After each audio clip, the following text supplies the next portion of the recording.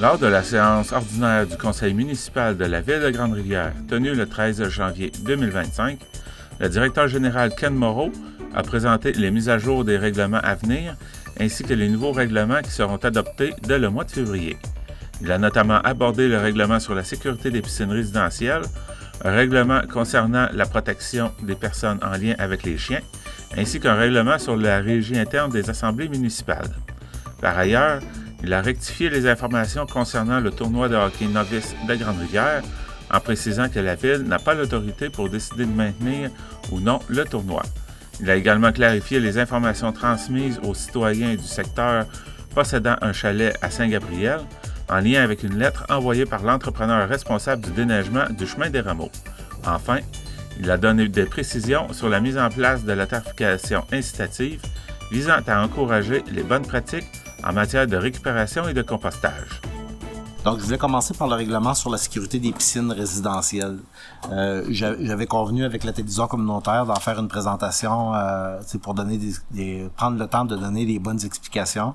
C'est que depuis 2021, la loi a changé, est devenue vraiment plus sévère, mais pour sa mise en application, il y a un guide qui a été donné à l'ensemble des municipalités parce que justement là, à l'automne dernier, moi, la greffière, on a suivi des formations dans le cadre des colloques de directeurs municipaux et on nous a fait présenter divers jugements qui ont fait jurisprudence, puis où on mettait l'emphase sur les nouvelles responsabilités des municipalités par rapport aux installations de piscines. Donc, cette année, on va être dans l'obligation d'en faire une liste exhaustive de l'ensemble des piscines, y compris les piscines pour enfants démontables. Donc, c'est sûr que c'est pas des installations qui sont là de façon permanente. Par contre, on va être dans l'obligation d'en faire, de les ajouter à une liste qui va être circonscrite pour notre municipalité. Donc, c'est sûr que les municipalités maintenant, par rapport à la loi, on a des responsabilités par rapport au type d'installation, à la conformité des installations, puis on va avoir à partager ça. Puis on voulait pas attendre là à quelques semaines là, de la saison estivale pour sortir le chat du chapeau. Fait qu'on voulait prendre le temps d'aviser les gens bien à l'avance. Puis ceux qui ont des projets d'acquisition de piscine, c'est que ça implique bien des choses, hein. Surtout des frais supplémentaires pour ceux qui restent à l'extérieur mais dans les secteurs où il n'y a pas de réseau d'aqueduc et d'égout, c'est des frais pour la livraison de l'eau, c'est des frais pour bien des choses. Puis en plus de ça, ceux qui ont déjà des piscines, ça va être certainement des frais pour se mettre conforme. Parce que les municipalités maintenant sont imputables dans un cas d'accident, là, une municipalité pourrait devenir imputable de cet accident-là parce qu'on n'a pas pris nos responsabilités au niveau de l'urbanisme. Donc, ça va être à venir dans les prochaines semaines. Là, je vais regarder ça avec la télévision communautaire puis prendre le temps d'expliquer comme il faut. Puis, on pourrait même, avant même qu'on fait la présentation, le document qu'on a reçu, là, puis on doit partager avec les citoyens. On va le mettre sur notre site web pour que les gens puissent en prendre connaissance. Donc, quel que soit le type d'installation que vous avez avec avec des échelles, des galeries, la proximité d'une fenêtre ou en tout cas tous les types d'installations, là, vous allez retrouver ça, vous allez être capable de faire le lien entre l'installation que vous avez chez vous et le document.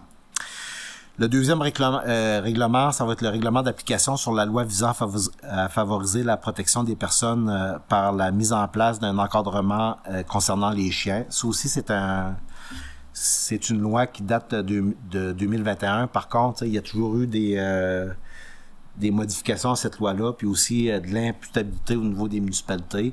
Encore, ça fait... La semaine dernière, il y a eu un événement à Grande-Rivière. Ça fait que le règlement, là, il protège les personnes, mais maintenant, c'est quelle que soit la morsure infligée à soit un être humain ou à un autre animal, dès qu'on consulte un vétérinaire, le vétérinaire est dans l'obligation de signaler l'amorçure à la municipalité. Puis la municipalité, on est dans l'obligation d'agir quand on a ce genre de divulgation-là. Fait que c'est ce qu'on a fait. C'est sûr qu'on n'entend pas ça à tous les jours, puis c'est pas tout le monde aussi qui déclare ces situations-là. Mais je veux vous dire que la municipalité, là, on doit prendre ça très au sérieux, puis de faire cheminer le dossier jusqu'à une prise de décision qui est des fois c'est la décision ultime. Fait que on a eu une déclaration d'un vétérinaire dernièrement, ça fait que là, c'est soit qu'on fait affaire avec notre personnel à la municipalité, mais aussi à l'application de la loi par la Sûreté du Québec.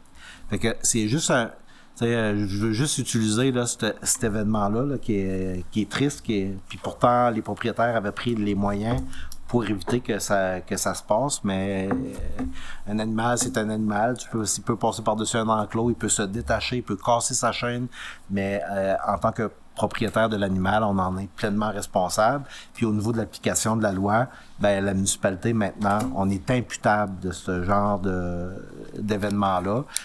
Puis on a à faire un suivi rigoureux avec le propriétaire d'un chien mordeur pour faire en sorte que cet événement-là ne reproduise plus.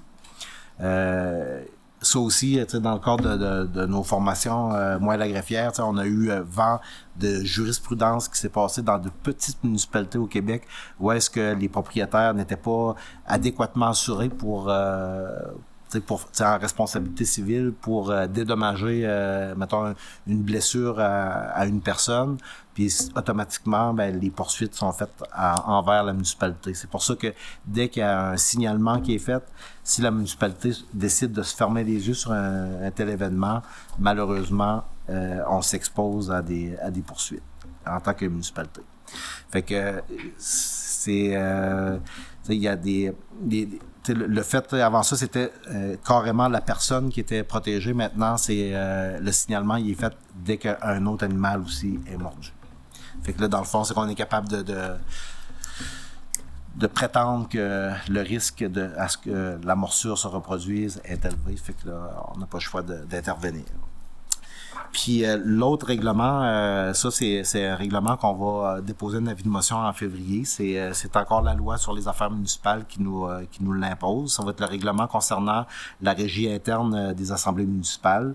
Fait que nous, la façon dont on présente nos points, nos suivis de dossiers, on a la possibilité de donner le droit de parole aux conseillers, chacun a sa façon de le faire. L'important, c'est que la loi se précise sur la tenue des assemblées. Donc, ça va être le type d'information qui va être diffusée à la population, qui va être régie par cette politique-là, par le règlement. À savoir, des fois, on peut prolonger la durée d'une assemblée municipale par le type d'information qui est pas nécessairement de municipale. Fait que là, il va falloir qu'on s'en tienne à nos suivis de dossiers, à des questions. Ça peut aller jusqu'à à s'en tenir aux points qui sont à l'ordre du jour. Mais des types d'informations comme c'est les condoléances ou mettons de souhaiter des bonnes fêtes de Noël ou de quoi. Habituellement, on peut s'en tenir à ce que ce soit un mot qui est adressé par le maire au lieu que tout le monde fait que dans le fond c'est les affaires municipales, le but c'est d'améliorer les pratiques, les informations diffusées publiquement à la population. Fait que on va se pencher là-dessus. On a plusieurs scénarios de possibles. C'est de voir avec vous autres comment est-ce que vous voulez que se déroulent nos assemblées, puis avoir quel type d'informations que vous croyez bonnes ou pas à diffuser.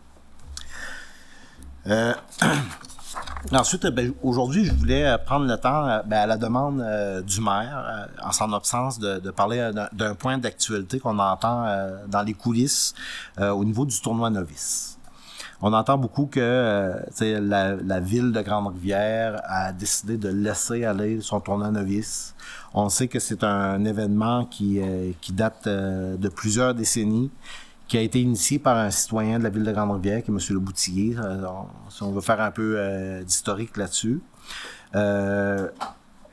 C'est les informations, je sais pas d'où ils viennent, mais je veux juste peut-être vous faire une petite rétrospective de ce qui s'est passé au niveau des tournois, de ce tournoi-là en particulier dans les derniers mois. C'est qu'à la demande de la municipalité de Port-Daniel-Gascon, en novembre dernier, la municipalité avait demandé à nous rencontrer, les deux directeurs généraux, les deux maires ensemble, pour discuter de la possibilité que eux autres, c'est sûr qu'ils ont mis de l'argent sur leur aréna, ils ont fait des rénovations, ils ont fait un agrandissement avec avec une salle communautaire et tout, avec leur gym. Fait que là, eux autres, c'est la seule municipalité qui fait partie du nouveau hockey mineur depuis sa fusion, qui a aucun événement sportif. Ils présentent aucun tournoi. Avant ça, il y avait ce qu'on appelait le tournoi de zone qui se passait à Newport. Puis après ça s'est passé à Port-Daniel-Gascon. Puis après ça, ils en ont plus de ces événements-là. Puis à Grande-Rivière, on avait deux tournois. On avait le tournoi midget, puis on avait le tournoi novice. Ça, c'est les faits. Par contre, un tournoi n'appartient pas à une municipalité. L'approche de la ville de la municipalité de Port-Daniel-Gascon, c'était à savoir si eux autres y avaient à travailler pour un tournoi auprès de l'Association du hockey mineur et de hockey Gaspésie-les-Îles, puis qu'il y avait à trancher sur un tournoi. Dans le fond, ils ont fait un travail politique d'approche, à savoir que eux autres, il y avait l'intérêt pour un, mais les règles de régie interne de hockey Gaspésie, c'est pas nous autres eux autres, ils ont leur propre conseil d'administration, ils ont leur propre gouvernance, comme le hockey mineur. Ce que j'invite les gens à faire, c'est que, puis avant de faire l'intervention aussi, c'est une intervention politique faite par un directeur général aujourd'hui. En principe, ça aurait été au maire à le faire aujourd'hui, mais c'était de mettre les pendules à l'heure.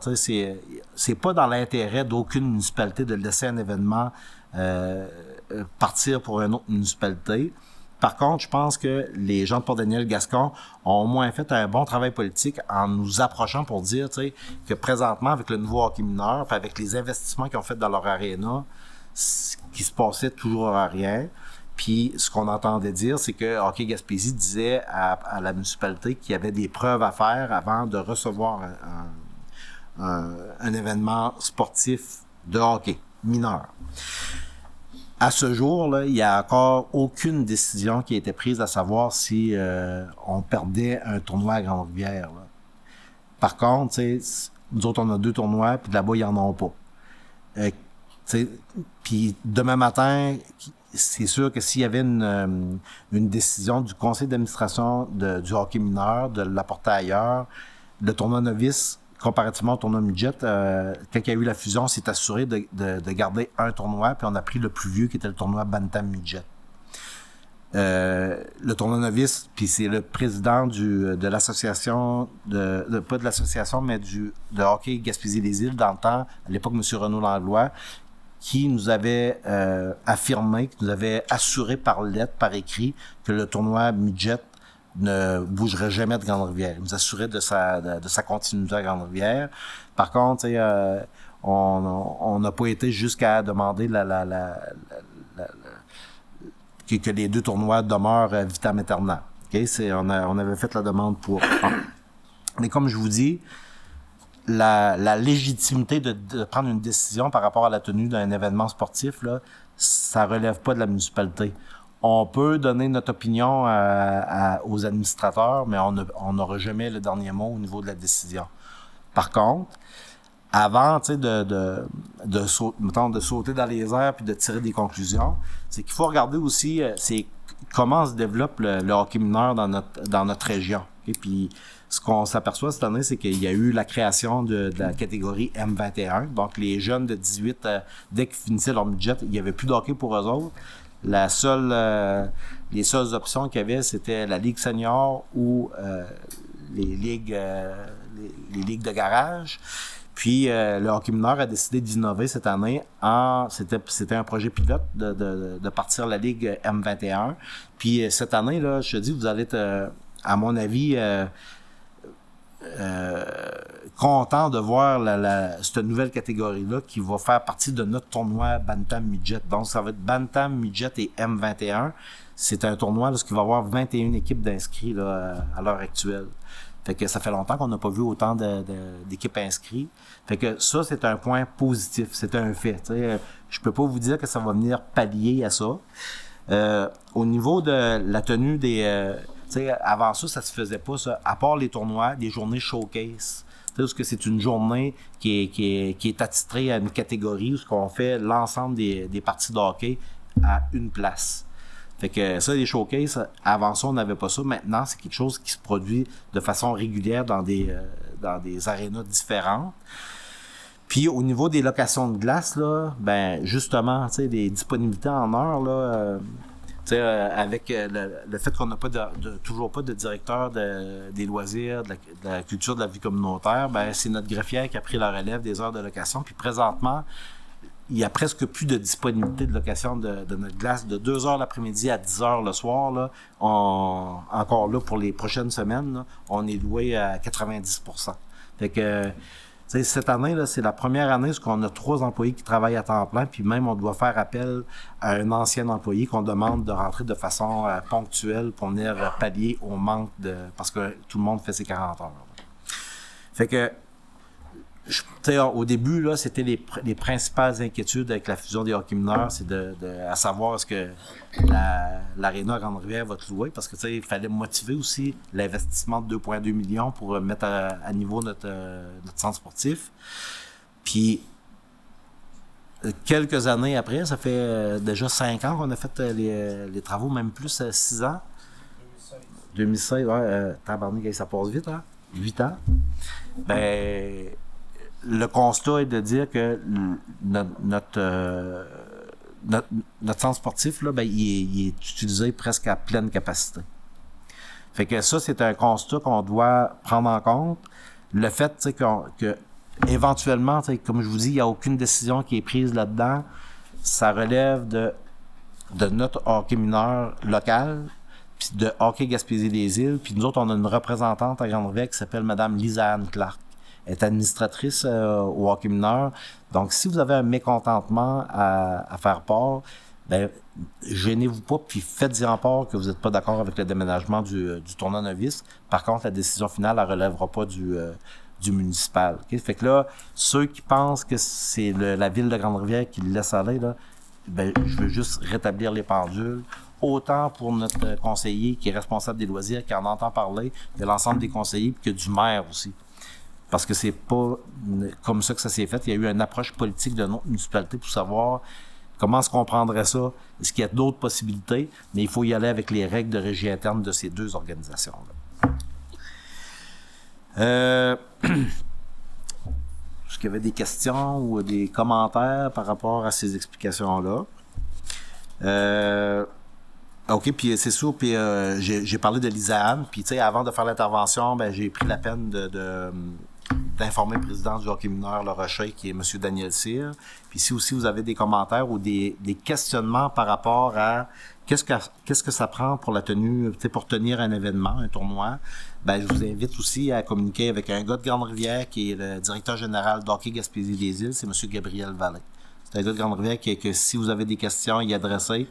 Puis, tu sais, il y a une question aussi de hockey mineur. Tu sais, il y a plein de monde qui avait embarqué dans le processus, qui était supposé de fusionner, là. On parle tu sais, je me rappelle de Gaspé-Rivière-Nord, ils font partie de la même municipalité, 2 centres sportifs. Il y avait un projet de fusion, puis finalement, les 2 entités en tout cas, ils ont jamais été de l'avant avec la fusion.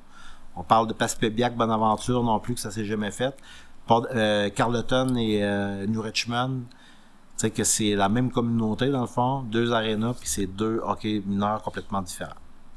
Fait que le fait que chaque hockey mineur est resté indépendant, ben au niveau d'Hockey Gaspésie, c'est sûr que les possibilités de présenter un événement, ils le conservent. Là, hein? Fait que tandis que nous autres là, on est 4 municipalités, 3 centres sportifs. Puis on essaie de s'assurer d'avoir au moins un événement chacun.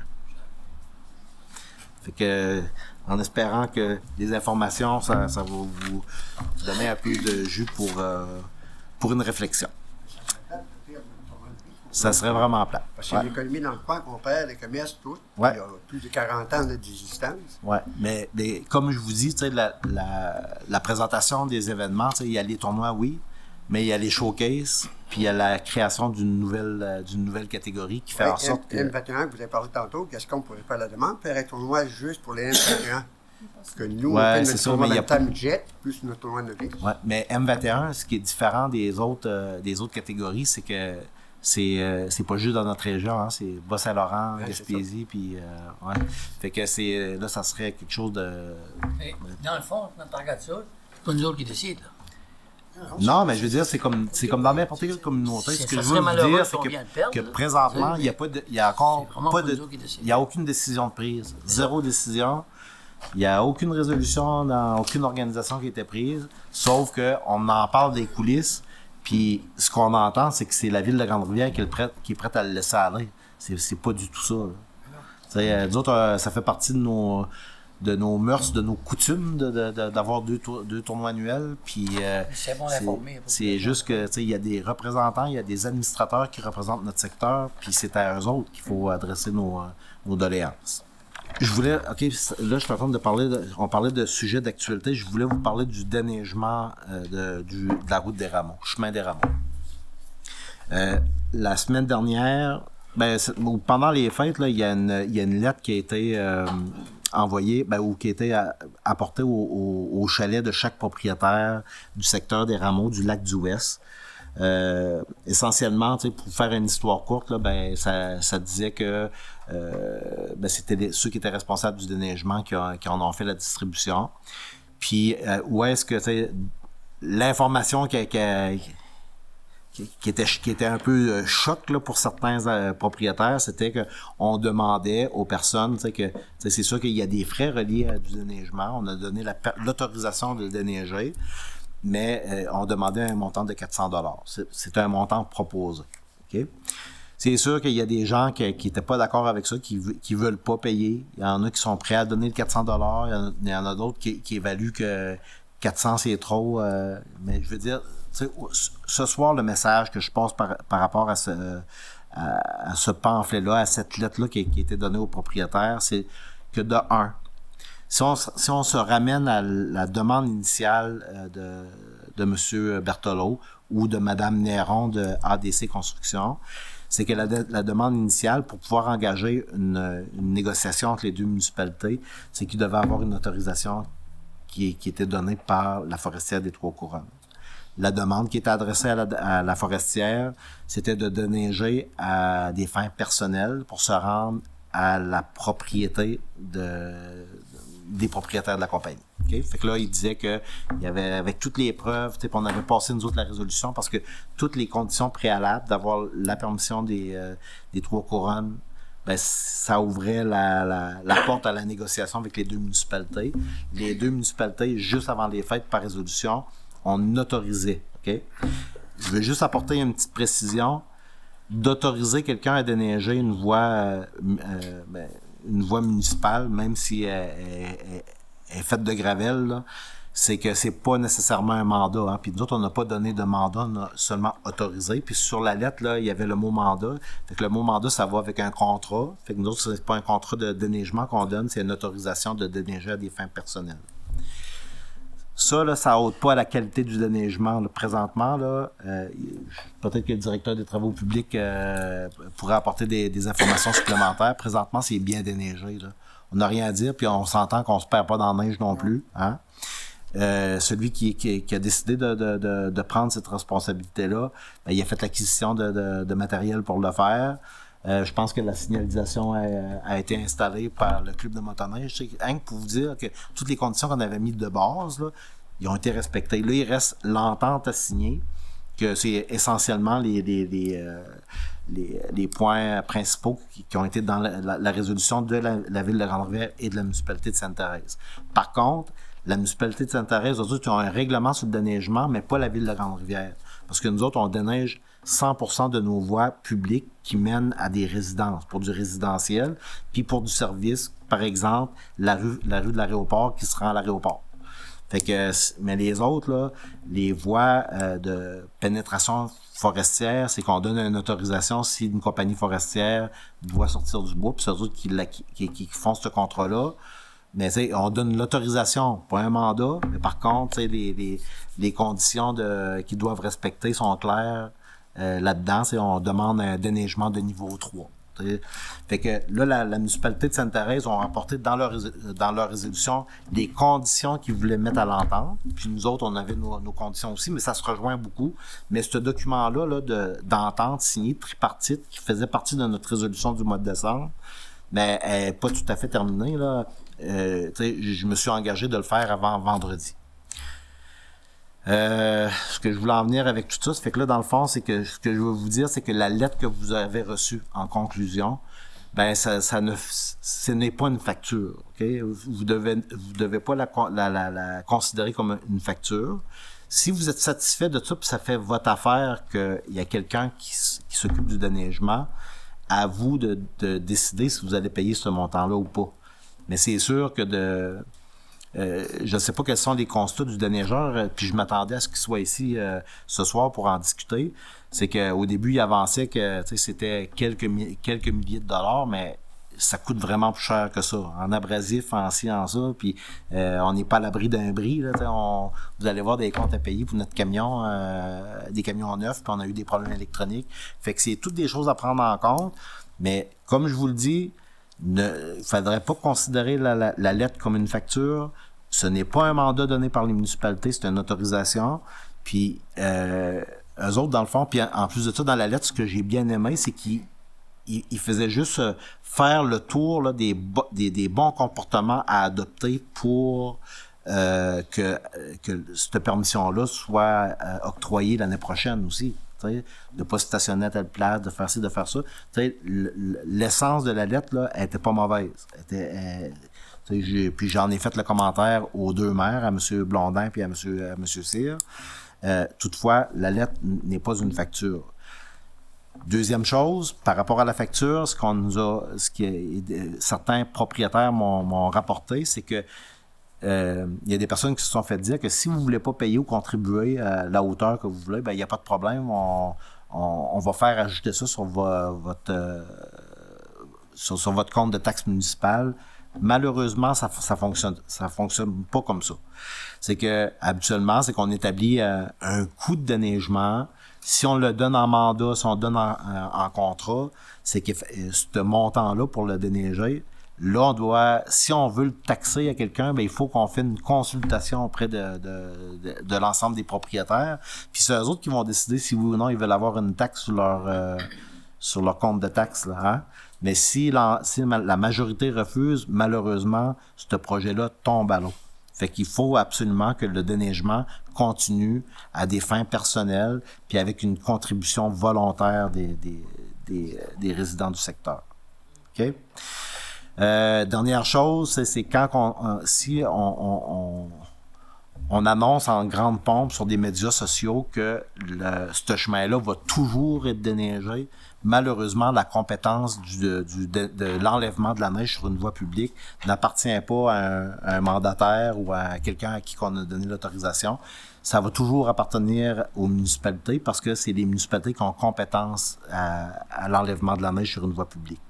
Fait que là, on a donné une autorisation. Si demain matin, c'est comme là, ce que je présage, okay, c'est que là, j'anticipais qu'à un moment donné, quelqu'un aurait levé le flag pour dire « Hey, ça coûte quelque chose, pouvez-vous m'aider à payer ça? » Ça s'est fait.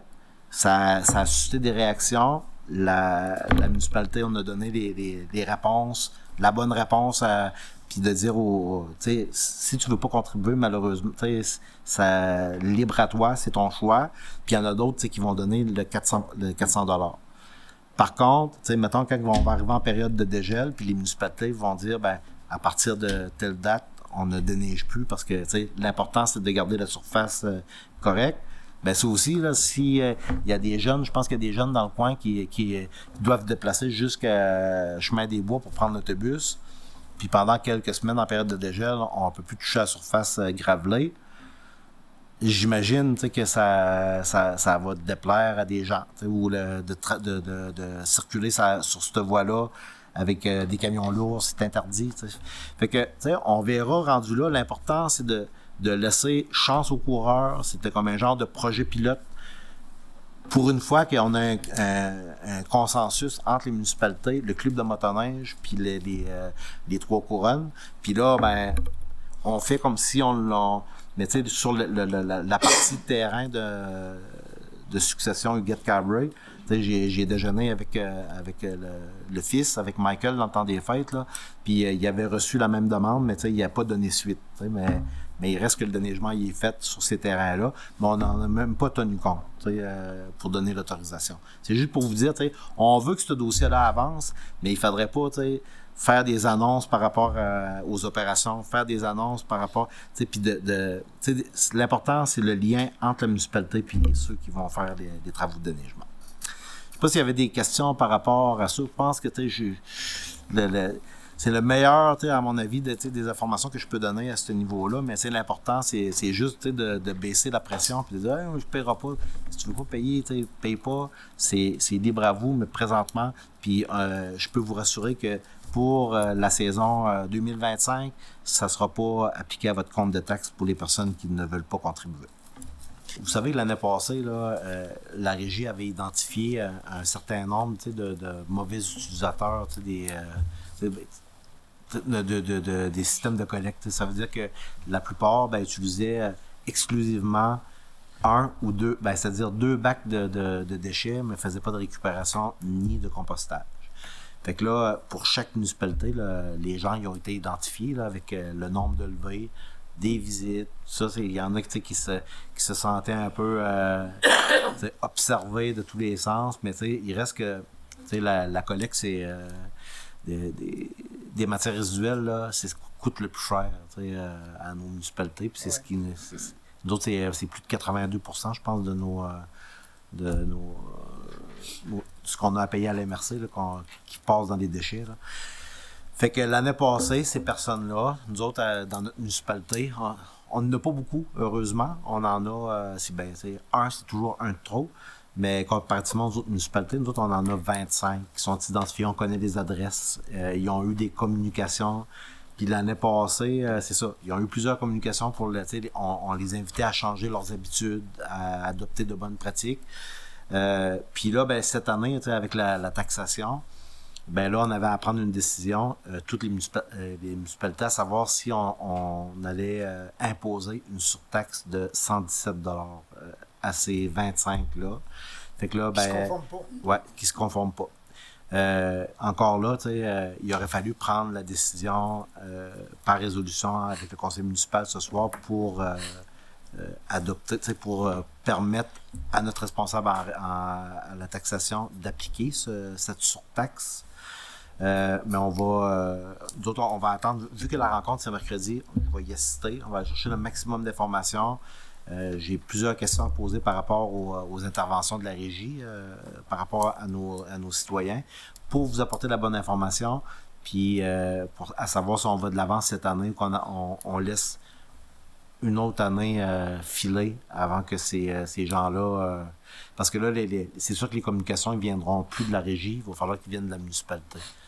Parce que les autres, ils ont fait leur travail. Le mandat qu'on leur avait donné l'année passée, ça a été réalisé. Fait qu'ils ont tout communiqué ce qu'ils avaient communiqué auprès des citoyens. Là, cette année, ça va être soit moi ou un autre employé administratif qui va avoir à communiquer avec eux autres pour essayer d'améliorer leur pratique, parce que c'est sûr qu'après ça, il n'y en aura plus de chance. Ça va être... Si on ne va pas de l'avant, ça va être l'année charnière. Mais parce que l'année prochaine, on devait passer à l'autre étape. Ça fait qu'au lieu de juste charger plus à ceux qui font pas tout le compostage puis le tri de leurs matières résiduelles adéquatement, c'est que l'année prochaine, on était supposé de donner un crédit à ceux qui avaient des bons comportements.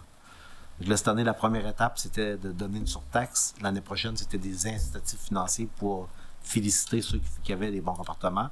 Mais sauf que là, les systèmes informatiques de la régie sont pas tout à fait au point là, pour pouvoir l'appliquer cette année. Ça va être l'année prochaine. Fait que là, Ce que j'entends là, dans les couloirs là, politiques, c'est qu'on veut attendre que l'ensemble des instruments de mesure soient prêts pour et donner l'incitatif financier à eux autres aux bonnes personnes, puis ceux qui ont des mauvaises habitudes, là, qu'eux autres soient pénalisés par une surtaxe.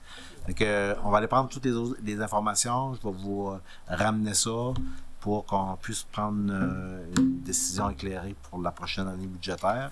Mais comme je vous dis, 25 personnes à 117, c'est le prix réel que l'ensemble de la population présentement paye pour les mauvaises habitudes. Vous écoutez votre reflet d'ici. Revoyez tous nos reportages sur notre site Internet. Vous recherchez une expérience d'hébergement en Gaspésie alliant un site exceptionnel avec la découverte d'un menu culinaire du terroir gaspésien? C'est ce que vous offre le motel Fraiseur de Chandler et le restaurant Le Sieur de Pabot. Utilisez notre borne automatisée lors de votre séjour, réservez une table, découvrez notre menu ou commandez votre repas directement sur notre site web. Pour un séjour inoubliable, le motel Fraiseur, un incontournable en Gaspésie.